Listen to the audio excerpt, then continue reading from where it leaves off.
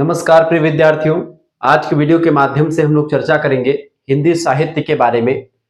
BA प्रथम वर्ष प्रथम सेमेस्टर में अगर आपने एडमिशन लिया है और आपका सब्जेक्ट हिंदी साहित्य है तो आपने बहुत सही वीडियो देखने का निर्णय लिया है। इस वीडियो को अगर आपने अंत तक देख लिया तो आप बहुत कुछ हासिल कर पाएंगे, बहुत कुछ जानकारी हो जाएगी।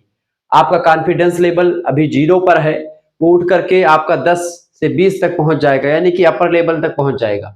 तो 0 से जीनियस तक की ये क्लास आपके लिए बहुत ही इंपॉर्टेंट होने वाली है, खास करके उन परीक्षाओं उन छात्र छात्राओं के लिए जिन्होंने हिंदी साहित्य सब्जेक्ट लिया हुआ है। मेजर में है तो भी, माइनर में है तो भी, आप किसी भी यूनिवर्सिटी के किसी भी कॉलेज में पढ़ रहे हैं, यह क्लास आपके लिए बहुत ही जरूरी है। क्योंकि आज के वीडियो के माध्यम से हम बहुत ही महत्वपूर्ण अति लघु उत्तरीय, लघु उत्तरीय और दीर्घ उत्तरीय टाइप के प्रश्नों के बारे में जानने वाले हैं। हाय दोस्तों, मैं शिवम शुक्ला आप सभी दोस्तों का हार्दिक स्वागत करता हूं आपके अपने YouTube channel Shukla study point में। हिंदी साहित्य में आपको हिंदी साहित्य का इतिहास या हिंदी काव्य के बारे में पढ़ना होता है। चाहे हिंदी साहित्य का इतिहास पढ़ रहे हो जो बच्चे, जैसे डीडीओ के बच्चे या फिर अन्य विश्वविद्यालय के बच्चे, उनके लिए भी यही है, और हिंदी काव्य वालों के लिए भी यही है। क्योंकि हिंदी काव्य कहो चाहे हिंदी साहित्य का इतिहास कहो, चूंकि हिंदी साहित्य का काव्य जो है हिंदी साहित्य के इतिहास से ही शुरू होता है, तो बेसिकली आपको कहीं पर भटकना नहीं है। तो हमने, जैसे आपकी परीक्षा में आता है 10 अति लघु उत्तरीय प्रश्न पहले, फिर उसके बाद में 8 लघु उत्तरीय प्रश्न और 5 दीर्घ उत्तरीय प्रश्न। तो हम इस वीडियो के माध्यम से 10 अति लघु उत्तरीय प्रश्नों के उत्तर को जानेंगे, कैसे लिखना है, किस तरीके की परीक्षा में लिखना होता है, सब कुछ बताते हुए लघु उत्तरीय में 8 प्रश्नों के उत्तर के साथ मैं आपको चर्चा करूंगा, और 5 दीर्घ उत्तरीय प्रश्न। कुल मिलाकर के आपके 8 5 13 और 13 और 10 23 क्वेश्चंस आपको यहाँ पर मैं बताने का प्रयास करूंगा। तो आप सभी लोग प्लीज वीडियो को लाइक कर दीजिए। चैनल पर अगर नए हैं तो Shukla study point YouTube channel को सब्सक्राइब कर लीजिए, क्योंकि बीए से संबंधित सबसे इंपॉर्टेंट लेक्चर आपके इसी चैनल पर मिलता रहता है। ठीक है, ये प्रश्न बेसिकली 2 नंबर का या 1 नंबर का होता है, अति लघु उत्तरीय प्रश्न कहा जाता है। बेसिकली 10 क्वेश्चंस आते हैं, किसी किसी विश्वविद्यालय में 5 क्वेश्चंस ही आते हैं, अलग अलग यूनिवर्सिटी में अलग अलग पैटर्न होता है। बहरहाल मैं 10 क्वेश्चंस को देखूंगा। पहला क्वेश्चन आपकी स्क्रीन पर आ चुका है, सभी लोग देखेंगे। प्रश्न है, हिंदी साहित्य का प्रथम कवि किसे माना जाता है? हिंदी साहित्य का प्रथम कवि किसे माना जाता है बेटा? इसमें बहुत सारा मतभेद है। कई विद्वानों ने अपने अपने हिसाब से हिंदी का पहला कवि अलग अलग लोगों को स्वीकार किया है। देखिए उत्तर लिखेंगे, हिंदी साहित्य का प्रथम कवि सरहपा को कहा जाता है।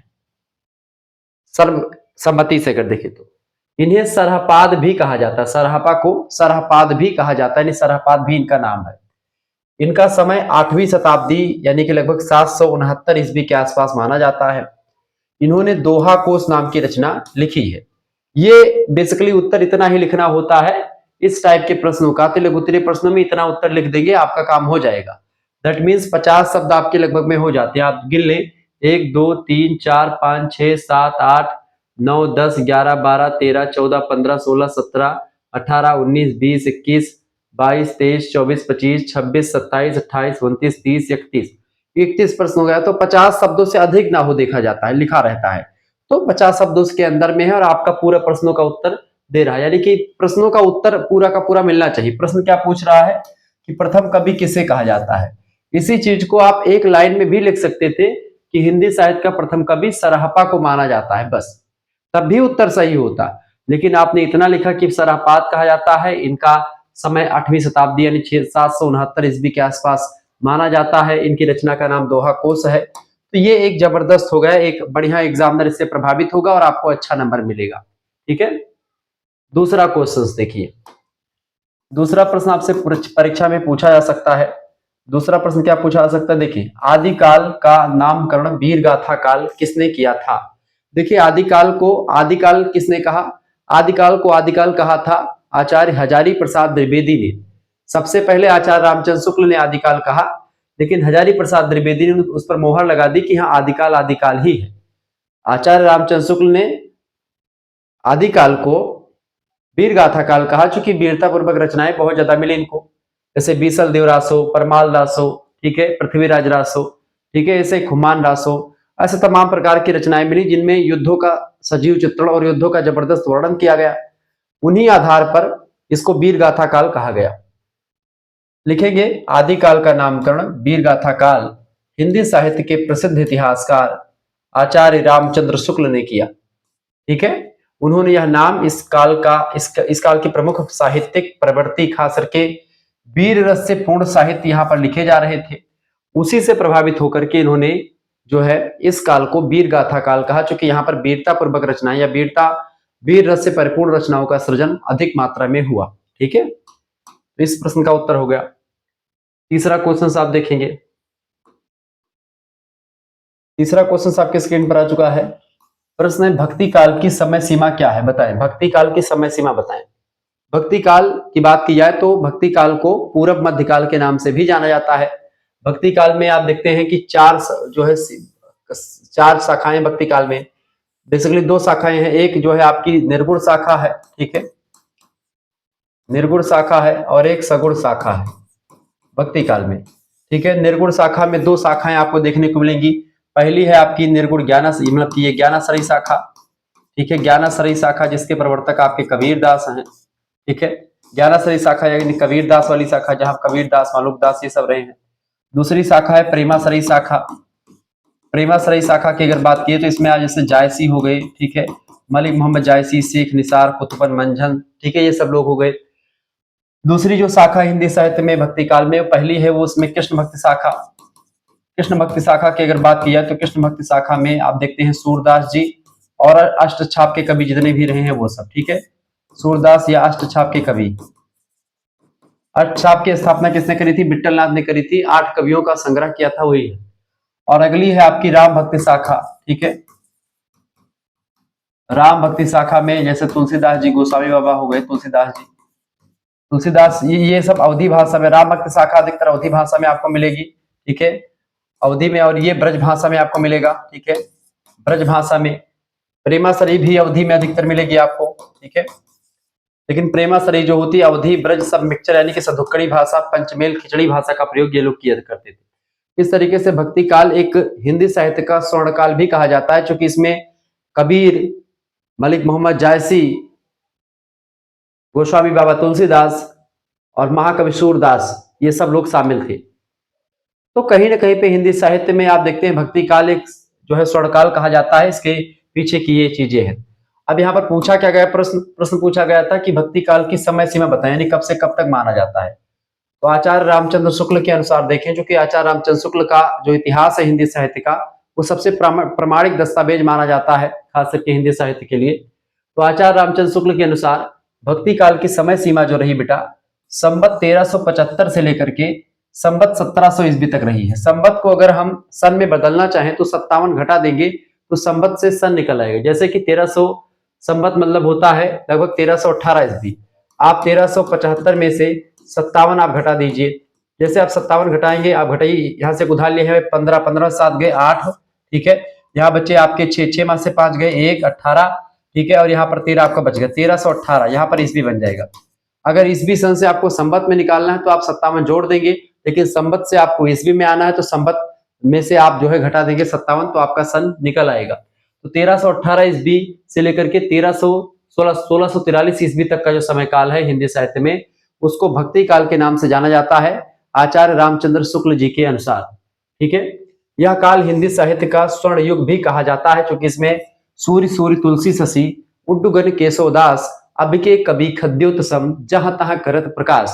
यानी आज इस कालखंड में आप देखते हैं कबीर जैसे पुरोधा, सूर्य जैसे पुरोधा, तुलसी जैसे महान जो है महानायक का प्रादुर्भाव हुआ, जिन्होंने अपने महाकाव्यों के द्वारा संपूर्ण साहित्य को अमर बना दिया, संपूर्ण जनमानस को कहीं ना कहीं कृतार्थ किया। ऐसे ऐसे पुरोधा इसमें शामिल थे। और आप देखते 4 शाखाओं में हिंदी साहित्य की यह धारा बटी, जिसको प्रेमाश्रयी, ज्ञानाश्रयी और कृष्ण भक्त शाखा और राम भक्त शाखा के नाम से जाना जाता है।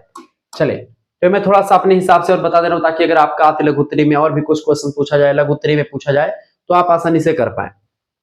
अगला क्वेश्चन आप देखें,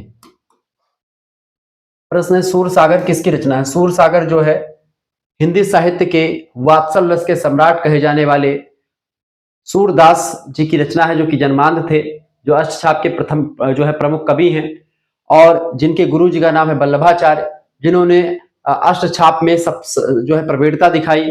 और विट्ठल नाथ ने उनको कहा कि ये जो है पुष्टि मार्ग के जहाज हैं, तो आप समझ ले ये पुष्टि मार्ग के जहाज कहे जाते थे आचार्य मतलब कि ये सूरदास जी।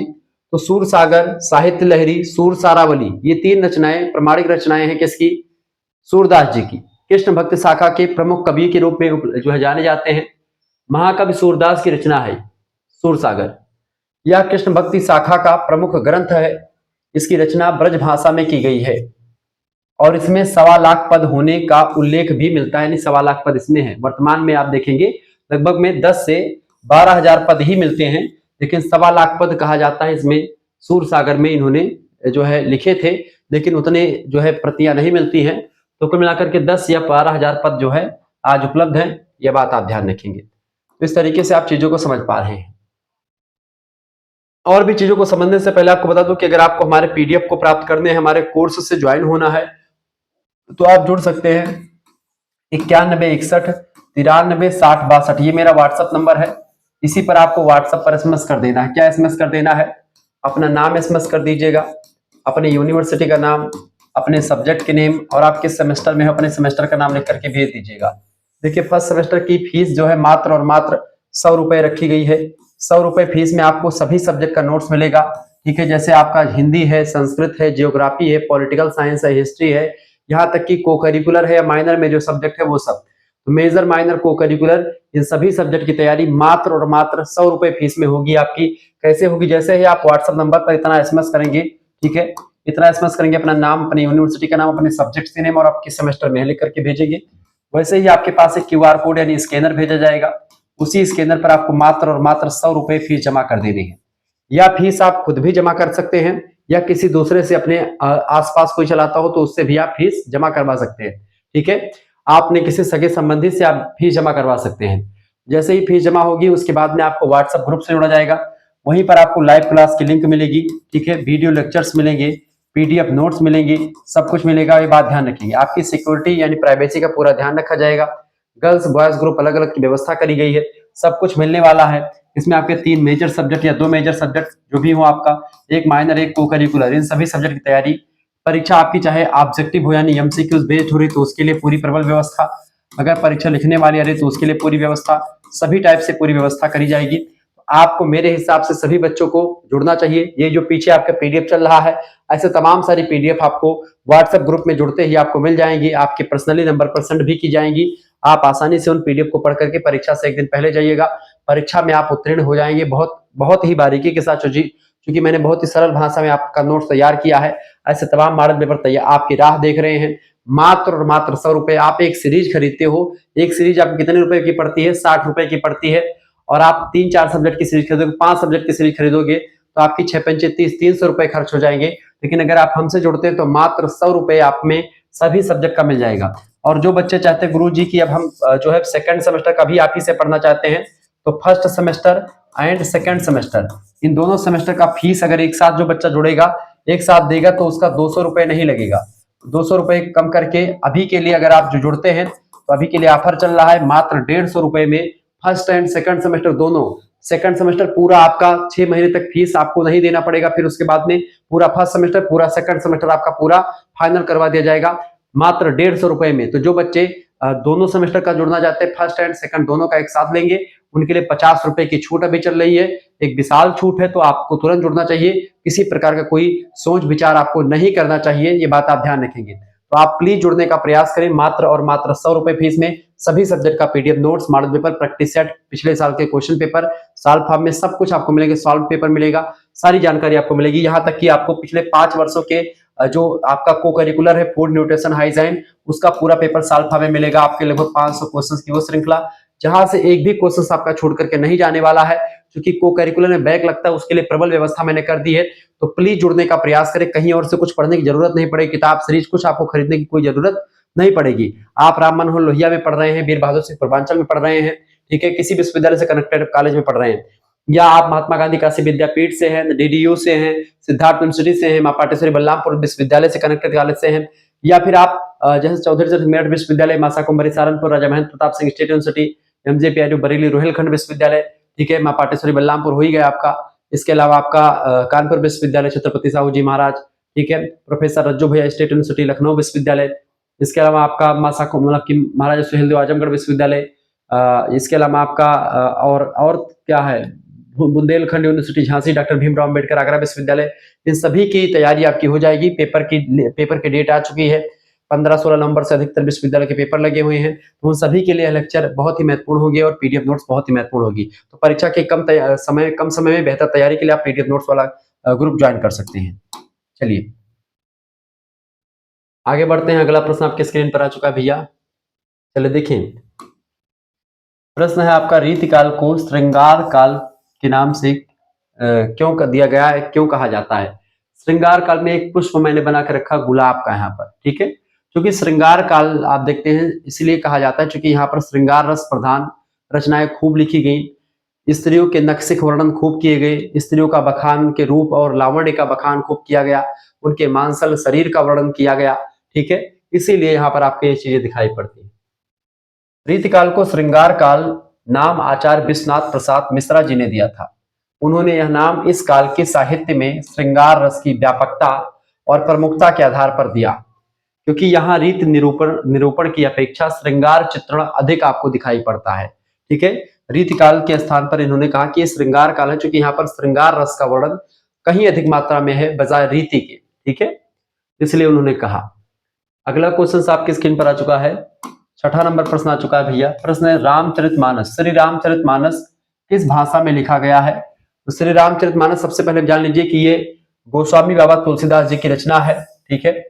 ये अवधी भाषा में लिखी गई रचना है और ये जो है दोहा और चौपाई छंद में बेसिकली लिखी गई, लेकिन और भी तमाम सारे छंद इसमें बीच बीच में आते हैं, कुंडलिया, सवैया, ये सब आते रहते हैं। और ये ठेठ अवधि नहीं है, ये संस्कृत निष्ठ अवधि का प्रयोग किया गया तुलसीदास जी के द्वारा। इसमें बीच बीच में संस्कृत के मंगलाचरण भी आपको दिखाई पड़ेंगे कांड से पहले। 7 कांडों में बटी हुई रचना है, ठीक है, जिसमें पहला कांड है बाल कांड, दूसरा अयोध्या कांड, तीसरा आपका अरण्य कांड, चौथा किष्किंधा कांड, पांचवा सुंदर कांड, छठा लंका कांड, 7वां उत्तर कांड। ये 7 कांड में बटी हुई रचना है। गोस्वामी तुलसीदास द्वारा रचित श्री रामचरितमानस की भाषा अवधी है। यह अवधि के ठेठ यानी ग्रामीण और साहित्यिक खास करके तत्सम शब्दावली युक्त दोनों रूपों का सुंदर समन्वय प्रस्तुत करती है। कहीं पर ग्रामीण अवधि का प्रयोग जिसको ठेठ अवधि कहते हैं, लेकिन ठेठ अवधि से कहीं अधिक साहित्यिक अवधि या परमार्जित या पारनिष्ठित या संस्कृतनिष्ठ अवधि का प्रयोग ज्यादा किए हैं तुलसीदास, क्योंकि तुलसीदास जी विद्वान आदमी थे, बहुत पढ़े लिखे थे, ठीक है। और ठेठ अवधि का जो सबसे अच्छा उदाहरण दिखता है वो दिखता है पद्मावत नाम के महाकाव्य में, जिसको लिखा है मलिक मोहम्मद जायसी जी ने, ठीक है। आप प्लीज वीडियो को लाइक करें अगर समझ में आ रहा, चीजें बिल्कुल समझ में आ रही होंगी आपको। 7वां क्वेश्चन आप देखेंगे, छायावाद के 4 प्रमुख स्तंभों के नाम लिखिए। छायावाद के 4 स्तंभ कौन कौन से हैं? प्रसाद, पंत और निराला, और एक महिला है उनका नाम है महादेवी वर्मा जी। तो प्रसाद माने जयशंकर प्रसाद, पंत माने सुमित्रा नंदन पंत, प्रकृति के सुकुमार कवि कहे जाते हैं, और आपके निराला जी, ठीक है, ओज के कवि कहे जाते हैं। तो प्रसाद जी आपको पता ही होगा, आंसू नाम का मतलब की एक रचना लिखते हैं, जिससे इनको मतलब हिंदी का मेघदूत कह सकते हैं, हिंदी का जो है आंसू को, ठीक है। तो कहीं ना कहीं पे 4 लोग थे, महादेव वर्मा जी और ये सब, ठीक है। 4 स्तंभ कौन कौन से हैं? जयशंकर प्रसाद, सूर्यकांत त्रिपाठी निराला, सुमित्रा नंदन पंत जी और महादेवी वर्मा जी। ये 4 ऐसे पुरोधा है जो कि एक प्रकार से छायावाद के 4 स्तंभ है, छायावाद रूपी छत इन्हीं 4 स्तंभों पर टिका हुआ है। ये 4 लोग जो है आप देखते हैं, पंत जी को प्रकृति का सुकुमार कवि कहा जाता है। ये कहते हैं पंत जी कि वियोगी होगा पहला कवि, आह से उपजा होगा गान, निकल कर नैनों से चुपचाप वही होगी कविता अनजान। कविता ऐसे ही कोई व्यक्ति नहीं कर देता है, कविता लिखने के लिए उसके अंदर वो इस हृदय उस दिल का होना परम आवश्यक होता है, ये बात आप ध्यान रखेंगे। महादेवी वर्मा जी की बात की जाए, रेखा चित्र और संस्मरण के लिए जानी जाती हैं, खास करके स्मृति की रेखाएं, अतीत के चलचित्र और तमाम प्रकार के नीर भरी दुख की बदली, ठीक है, ऐसे तमाम कविताएं भी लिखी, तमाम रेखा चित्र संस्मरणात्मक रेखा चित्र के लिए जानी जाती हैं। सूर्यकांत त्रिपाठी निराला नई कविता के लिए जाने जाते हैं, ठीक है, जीवन में संघर्ष ही रहा, राम की शक्ति पूजा नाम का एक रचना लिखी, लंबी कविताओं के लिए जाने जाते हैं निराला जी, ठीक है, और जीवन में कठिन संघर्षों के बाद में कविताएं लिखते रहे। सरोज इनकी पुत्री का नाम था, निराला जी की उनकी मृत्यु हो जाती है, उन्हीं के शोक में अपनी पुत्री के शोक में एक रचना लिखते हैं, उसका नाम है सरोज स्मृति, ठीक है, और इनकी पत्नी का भी देहांत जल्दी हो जाता है। तो जीवन में दुख बहुत ज्यादा इनके रहा और उसी दुख को ही कहीं न कहीं पे कविता के माध्यम से बयां किया आपने। जयशंकर प्रसाद, कामायनी जैसा महाकाव्य लिखने वाले महान पुरोधा जयशंकर प्रसाद, बहुत ही कम उम्र में ही इनका देहांत हो जाता है। सुघनी साहू परिवार से आप बिलोंग करते थे और हिंदी साहित्य में जो ऐतिहासिक नाटकों का प्रादुर्भाव है आप ही से होता है। एकांकी की शुरुआत आपसे होती है। एक घूंट एकांकी 1929 से प्रारंभ होती है। वो सब आप ही कहे जाते हैं। जयशंकर प्रसाद जी के द्वारा ही जो है उसका प्रणयन किया गया।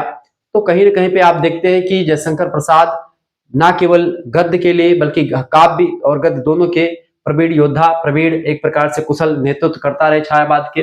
छायावाद का प्रवर्तन का श्रेय भी आप ही को जाता है। तो 4 पुरोधा, ठीक है, जयशंकर प्रसाद, सूर्यकांत त्रिपाठी निराला, सुमित्रा नंदन पंत और महादेवी वर्मा जी, ये छायावाद के 4 स्तंभ रहे हैं। अगला क्वेश्चन, 8वां नंबर क्वेश्चन आपके स्क्रीन पर आ चुका है। प्रश्न, द्विवेदी युग के 2 प्रमुख कवियों के नाम बताइए। देखिए, द्विवेदी युग की समय सीमा सबसे पहले समझे। द्विवेदी युग जो है 1900 ईस्वी से लेकर के 1918 ईस्वी तक माना जाता है। महावीर प्रसाद द्विवेदी जी के नाम पर द्विवेदी युग जो है इसका नाम रखा गया है। चूंकि महावीर प्रसाद द्विवेदी ने सरस्वती पत्रिका का संपादन 1903 ईस्वी में संभाला, इसीलिए इस युग को द्विवेदी युग के नाम से जानते हैं। चूंकि इसी युग में आप देखते हैं भाषा का परिमार्जन, भाषा का परिष्करण हुआ। भाषा एक प्रकार से जो हिंदी की खड़ी बोली है उसका मानकीकरण भी आपको यहीं पर देखने को मिलता है। इसके सबसे पहले कवि या सबसे महत्वपूर्ण कवि रहे हैं मैथिली शरण गुप्ता जी, महावीर प्रसाद द्विवेदी की बहुत ही प्रिय शिष्य। महावीर प्रसाद द्विवेदी जी के बहुत ही करीबी थे। जब भी मैथिली शरण गुप्ता जी मिलते थे, महावीर प्रसाद द्विवेदी जी से पैर छू करके द्विवेदी जी का प्रणाम किया करते थे गुप्ता जी। और गुप्ता जी को कविता लिखने का जो एक प्रकार से जो आधार प्रदान किया वो महावीर प्रसाद द्विवेदी ने प्रदान किया। स्वयं ये कहते हैं मैथिली शरण गुप्ता जी, जिस तरीके से तुलसीदास जी के लिए हनुमान जी ने कविता या उनको रचना लिखने के लिए मोटिवेट किया, प्रेरित किया, उसी तरीके से हमारे जीवन में भी एक महावीर थे और वो थे द्विवेदी जी। ठीक है, इन्हें राष्ट्र कवि भी कहा जाता है मैथिली शरण गुप्ता जी को। इनकी प्रमुख रचना है साकेत, एक महाकाव्य जो बड़ी फेमस है। अगले विद्वान है अयोध्या सिंह उपाध्याय हरियोध। अयोध्या सिंह उपाध्याय हरियोध, इनकी पहली रचना जो है खड़ी बोली की प्रथम रचना मानी जाती है प्रिय प्रवास, एक महाकाव्य है जो प्रसिद्ध रचना है, एक महाकाव्य है और ये खड़ी बोली का पहला महाकाव्य हिंदी साहित्य का माना जाता है। इसका गौरव प्राप्त है प्रिय प्रवास को। प्रिय प्रवास से ही आप देखते हैं उसमें राधा और इन सभी के बारे में बताया गया है। खड़ी बोली का प्रथम महाकाव्य कहा जाता है। आगे देखेंगे, अगला क्वेश्चन आपके स्क्रीन पर आ चुका है, फटाफट से आप देखेंगे। ज्ञान मार्गी शाखा के प्रमुख कवि कौन है? ज्ञान मार्गी शाखा के प्रमुख कवि या संत काव्यधारा के प्रमुख प्रतिनिधि कवि कबीरदास जी हैं। ये निर्गुण भक्ति धारा के कवि थे जिन्होंने ईश्वर को क्या किया, ईश्वर को निराकार मान करके जाति पात का विरोध किया, बाह्य आडंबर और धार्मिक रूढ़ियों का खंडन किया। और कबीर ने एक प्रकार से कहीं ना कहीं पे उस समय चाहे मुल्ला हो, चाहे मौलवी हो, चाहे पंडित हो, सभी का एक प्रकार से जिस चाहे हिंदू धर्म हो चाहे मुस्लिम धर्म हो, सभी में व्याप्त बुराइयों का खंडन करते हुए एक निराकार ईश्वर की एक प्रकार से उस पर ध्यान दिया। जो है नाथपंथी और जो सिद्ध साहित्य थे वहां से प्रभावित होकर कबीर ने एक नए प्रकार की क्रांति ला दी थी। कहा जाता है कि कबीर अगर विदेशों में पैदा हुए होते तो शायद वो एक प्रकार से जीवित न बचते, क्योंकि जिस तरीके से कबीर बोल रहे थे उस तरीके से किसी अलग देश में कोई व्यक्ति बोलता तो शायद वो जीवित ना बचता धर्म के प्रति। और धर्म को लेकर के इन्होंने बहुत अच्छी अच्छी बातें भी बोली हैं और बहुत ही कटु बातें भी बोली जो दूसरे धर्म के लोगों को खल भी जाती हैं। जैसे कि पाथर पूजे हर मिले तो मैं पूजू पहाड़, ताते तो चकिया भली पीस का संसार। साफ साफ जो है मूर्ति पूजा का खंडन किया, साफ साफ हिंदुओं पर प्रहार किया। ऐसे कहते कि क्या बहरा हुआ खुदा, मतलब कि ईटा पत्थर जोड़ के मस्जिद दिया बनाए। ठीक है, और आगे कुछ करके ऐसे बताते हैं कि भाई क्या बहरा हुआ खुदा जो माइक हारन लगाते हैं उसके उस पर बोला, या और भी कुछ बोला। तमाम प्रकार की बातें उन्होंने कही। ठीक है, तो कहीं ना कहीं मतलब कि दिन भर रोजा रहत हैं, रात हनत है गाय। और दिन भर वो भूखे रहते हैं और रात में गाय को काट करके और मांस का सेवन करते हैं। उनके रोजा रहने से क्या फायदा? मुसलमानों पर तीक्ष्ण व्यंग्य किया, हिंदुओं पर तीक्ष्ण व्यंग्य किया। मतलब कहीं ना कहीं पे कबीरदास जो है वो किसी को छोड़ते नहीं है। जहां पर भी थोड़ा बहुत ढीलापन पाते हैं धर्म के मामले में तुरंत प्रहार करते हैं, और ये काम बिल्कुल सटीक काम था उनका। अगला प्रश्न, हिंदी खड़ी बोली के प्रथम महाकाव्य का नाम क्या है? हिंदी खड़ी बोली के प्रथम महाकाव्य का नाम है प्रिय प्रवास। इसकी रचना अयोध्या सिंह उपाध्याय हरियोध जी ने की थी। इस महाकाव्य में भगवान श्री कृष्ण के मथुरा गमन और विरह का मार्मिक वर्णन है, जिसमें उन्हें लोक सेवक के रूप में प्रस्तुत किया गया है। अब वो चले जाते हैं, ठीक है, मथुरा से चले जाते हैं द्वारिका में जाकर के बसते हैं। ऐसे में गोपियां जो हैं वो इनके प्रिय में मतलब इनके विरह में कहीं ना कहीं व्याकुल रहती हैं। तो वहीं से राधा जी भी एक चिट्ठी लिखती है, वायु को दूत बना करके भेजती हैं, और वहीं पर एक कविता निकाल ली जाती है खास करके इंटर हाई स्कूल में पढ़ाने के लिए, पवन दूतिका नाम से। आपने देखा होगा, वो प्रिय प्रवास महाकाव्य से ही ली गई है। उसमें लिखा है शुरुआती पंक्तियां कि बैठी खिन्ना यक दिवस वह गेह में थी अकेली। गेह माने घर, यक माने एक। बैठी खिन्ना, खिन्न मन से यानी कि दुखी मन से। बैठी खिन्ना यक दिवस वे गेह में थी अकेली। आके आंसू दृग युगल, दृग माने तो दोनों, दृग युगल माने दोनों, दृग माने आंख, युगल माने दोनों, ठीक है, दोनों आंखों से। आके आंख आंसू दृग युगल से थे धरा को भिगोते, ठीक है, यानी पृथ्वी को भिगो रहे थे, इतने आंसू गिर रहे थे। आई उसी काल प्रातः वाली सुपवन वातायनों से, यानी खिड़की से उसी समय सुबह की जो हवा है वो आती है। उस हवा को एक प्रकार से दूध बना करके महारानी राधिका जी भेजती भगवान श्री कृष्ण के पास, और भेजते हुए तमाम प्रकार के जो है क्लांत कोई मिले, कोई भूखा प्यासा मिले, उसको प्यास मिटा देना, उसकी इच्छा मिटा देना, ये सब बताते हुए कहते कि तुम जाना और वहां पर जाकर के भ्रमित मत हो जाना, क्योंकि कृष्ण भगवान बड़े भ्रमित करने वाले हैं, बड़े छलिया इंसान है। तो उनके बातों में भ्रमित मत हो जाना। तुमको जो मैं संदेश देती हूँ, संदेश को डायरेक्ट आप सुना देना, ठीक है। तो ऐसे तमाम प्रकार की बातें उसमें बताई जाती हैं। तो वही चीज है पूरा। आगे तो ये आपके अति लघु उत्तरीय क्वेश्चंस हो गए। अब समझते हैं हम लघु उत्तरीय क्वेश्चंस, जिसके 8 क्वेश्चंस मैं चर्चा करूंगा। पहला क्वेश्चंस, पहला प्रश्न आपके स्क्रीन पर आ चुका है, फटाफट से आप देखने का प्रयास करेंगे। प्रश्न है, भक्ति काल को हिंदी साहित्य का स्वर्ण युग क्यों कहा जाता है, बताइए। देखिए, भक्ति काल संवत 1375 से 1700 ईस्वी तक को माना जाता है। हिंदी साहित्य का स्वर्ण काल कहा जाता है, स्वर्ण युग कहा जाता है, क्योंकि इस काल में धर्म, साहित्य और समाज, इन तीनों के क्षेत्र में अभूतपूर्व उन्नति हुई। चाहे धर्म की बात हो, धर्म में भक्ति का विकास की बात की, भक्ति का प्रादुर्भाव हुआ, साहित्य का भी एकदम से जबरदस्त तरीके से प्रादुर्भाव हुआ, और समाज भी सही तरीके से यहाँ पर आने लगा। इसके साथ साथ आप साहित्य उत्कृष्टता, साहित्य की उत्कृष्टता यहाँ पर आपको दिखाई पड़ती है, खास करके आप देखेंगे साहित्य की उत्कृष्टता। इस युग में सूरदास, तुलसीदास, कबीरदास, जायसी और मीराबाई जैसे महान कवियों ने ऐसी अनुपम कृतियां, जैसे कि रामचरितमानस तुलसीदास जी ने लिखी, सूरसागर सूरदास जी ने लिखी, ये सब रचनाएं लिखी गई जिनमें मानवीय मूल्यों और कला का उत्कृष्ट या उत्कर्ष दिखाई देता है, जिससे हम इस काल को हिंदी साहित्य का स्वर्णकाल कहने से संकोच नहीं करते और हम कह देते हैं, बिल्कुल सही बात है।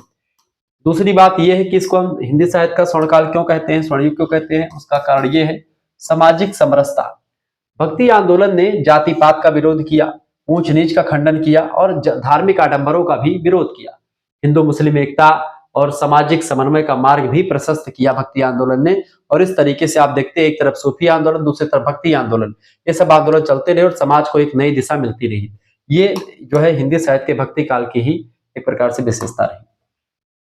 इसके अलावा अगली बात यह कि मानवतावादी दृष्टिकोण भी आपको दिखाई पड़ता है यहाँ पर। कवियों ने प्रेम, करुणा, दया, त्याग और समर्पण जैसे उच्च मानवीय मूल्यों को प्रतिष्ठित किया, जिससे जन सामान्य को आध्यात्मिक शांति और नैतिक बल मिला।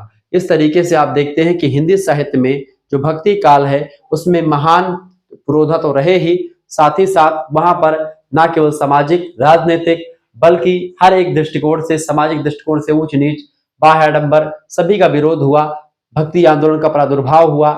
समन्वयता की बात की जाए, तुलसीदास में समन्वय की विराट चेष्टा है और वो इसी काल के कवि हैं। आप सोचे, वो नर नारायण का समन्वय कर देते हैं, वो निर्गुण सगुण का समन्वय करने वाले कवि हैं। यहाँ पर निराकार साकार दोनों भगवान की पूजा आपको दिखाई पड़ती है, ठीक है। तो इस तरीके से समाज एकदम से शांति और जबरदस्त तरीके से था यहाँ पर।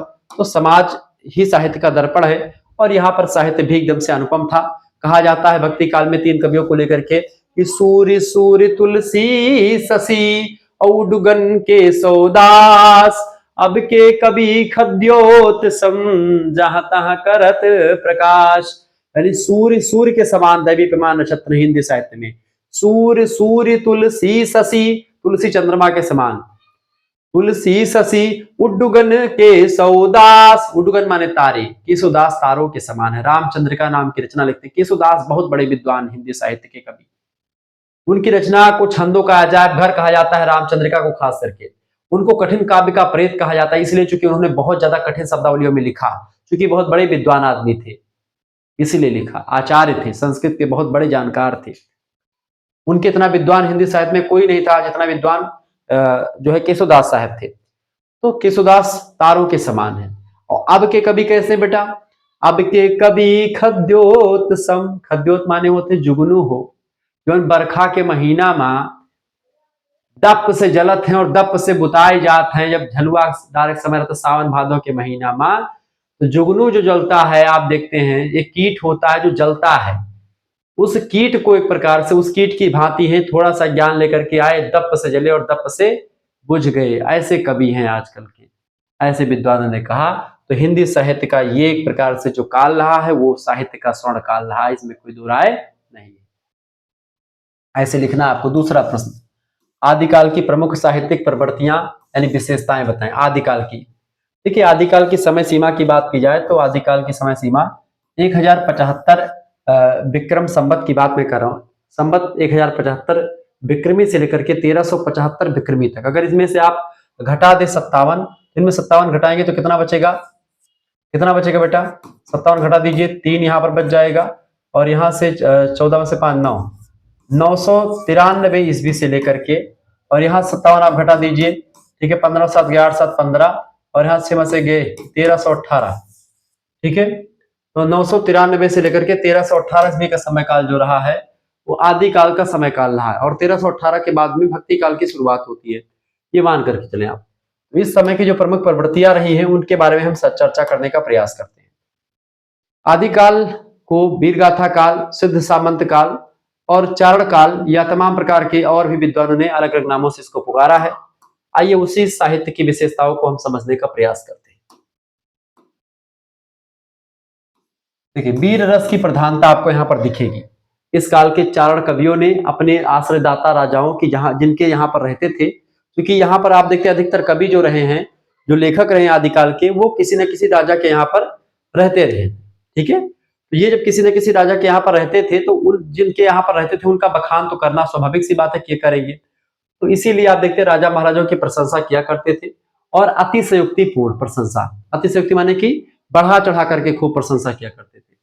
उनके युद्धों का सजीव और ओजपूर्ण वर्णन करते थे, खूब ज्यादा बढ़ा चढ़ा करके युद्धों को वर्णन करते थे। जैसे कि अरे यक्का मारे दुई गिर जावे, तीसरा खौफ खाए मर जाए, और रिम झिम भाला बरसे, रिम झिम भाला बरसे, वही मैदानन के बीच मझाए, हाथ पटक दे भुई मा जो तो नौमन माटी ले उठाए। ऐसे आल खंड में आप देखते हैं जगनिक लिखते हैं, परमाल लासो, पृथ्वीराज रासो, खुम्मान रासो, तमाम रचनाएं जिसमें आप देखते हैं आश्रयदाताओं की इतनी प्रशंसा करी गई है, राजा खुद सुन करके एकदम से उत्साहित हो जाते हैं कि भाई हमने इतना वीरतापूर्वक काम किया है, ठीक है। अरे दांत उखाड़े भंवरा नलके ते दिल्लीम करे द्वार, भंवरा नल नाम का हाथी हुआ करता था पृथ्वीराज चौहान के यहाँ पर। उसका हाथ, उसका दांत उखाड़ता व्यक्ति जो दिल्ली में द्वार पूजा करने के लिए आता था, जबकि जिसको शादी करनी है कहा गया कि वो भंवरा नल नाम की हाथी का दांत उखाड़े, तब जो है एक खंभा था उसको उखाड़ना पड़ता। मलखान गए थे शादी करने के लिए, कई सारी चीजें। तो भैया आश्रयदाताओं की प्रशंसा, वीरता पूर्वक युद्धों का सजीव चित्रण सब कुछ किया गया। अगली विशेषता, ऐतिहासिकता में संदेह। अधिकांश रासो ग्रंथों में कल्पना का अत्यधिक मिश्रण है, जिसके कारण से उसकी ऐतिहासिक प्रमाणिकता संदिग्ध है। यानी एक साहित्यिक दृष्टिकोण से ये रचनाएं बिल्कुल परफेक्ट है, लेकिन अगर ऐतिहासिक दृष्टिकोण से देखें तो उतनी परफेक्ट नहीं होती जितनी परफेक्ट इनको होना चाहिए। यानी ऐतिहासिक तथ्यों से मेल नहीं खाती हैं, जबकि साहित्यिक हिसाब से देखें तो बड़ी जबरदस्त रचनाएं प्रतीत होती हैं। ये चीज यानी ऐतिहासिकता में संदेह है, यानी कल्पना का इसमें बढ़ोतरी की गई। डिंगल पिंगल भाषा का प्रयोग। काव्य रचना में अब अपभ्रंश मिश्रित राजस्थानी, अपभ्रंश भाषा में जब राजस्थानी भाषा का बोली का प्रयोग होता है उसको डिंगल कहते हैं, और अपभ्रंश में जब हम ब्रज भाषा को मिला देते हैं तो उस भाषा को पिंगल कहते हैं। तो राजस्थानी और अपभ्रंश यानी पिंगल और डिंगल, और जो है अपभ्रंश और ब्रज भाषा डिंगल, तो डिंगल सॉरी पिंगल। तो राजस्थान अपभ्रंश और ब्रज भाषा पिंगल, ठीक है, अपभ्रंश और राजस्थानी डिंगल।